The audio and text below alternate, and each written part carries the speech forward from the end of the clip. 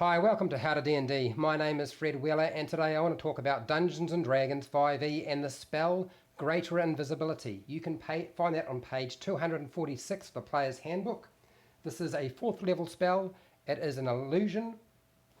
It has a casting time of 1 action. It has a range of touch, so you have to touch either yourself or a willing creature. It has a verbal and somatic component, so you speak a few words and perform a gesture of some kind. It has a duration of up to 1 minute, and it's concentration, so don't take damage during the spell, otherwise you'll have to make concentration checks.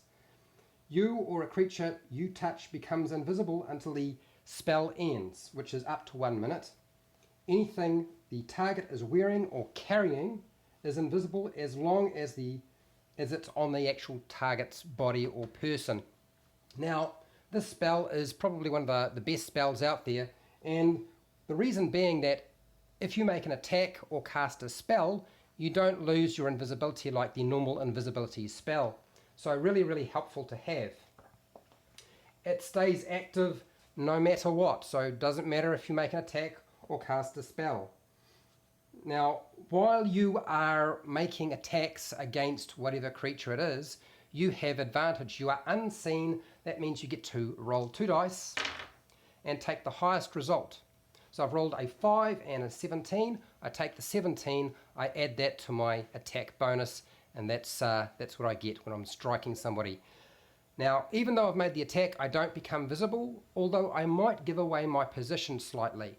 That could be because of what I'm saying, if it's a spell, or the twanging of a bolt from a crossbow or a bow, or the swinging of a sword or something like that. It doesn't really matter. You could give away your position just by doing that. Clanking armor, moving clothing, all that sort of stuff can come into play, and that's really up to the Dungeon Master to determine. Now, when it comes to actually targeting a creature who is invisible, it's a lot more difficult. You have to guess its location. You also have to deal with the fact that you might not get the correct location, but you're going to have disadvantage on your attacks when trying to target somebody who has greater invisibility on them, even if you manage to figure out where they actually are. That's pretty much all I'm going to say on greater invisibility. It's not a really complicated spell. Now, when it comes to moving around with greater invisibility, it's really up to the Dungeon Master whether they decide that you are going to wind up with some sort of penalty. That's completely up to them. There's nothing in the book that actually states that's the case. It doesn't actually state when you have greater invisibility that you get advantage on stealth checks when you try to hide. I tend to do that with total cover, heavy obscurity and invisibility, but that's just me. That is not in the books. That's up to your Dungeon Master.